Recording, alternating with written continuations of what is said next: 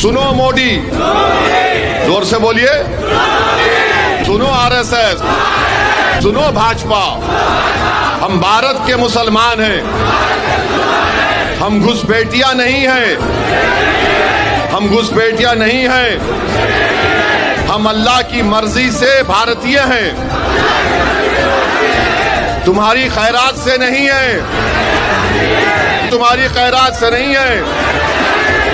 जब तक जिंदा हैं सर ऊंचा करके रहेंगे, जब गुजर जाएंगे तो सीना तान कर इस जमीन में दफन हो जाएंगे। तो 26 तारीख को जिंदगी का सबूत देंगे नहीं देंगे? जिंदगी का सबूत देंगे 26 तारीख को।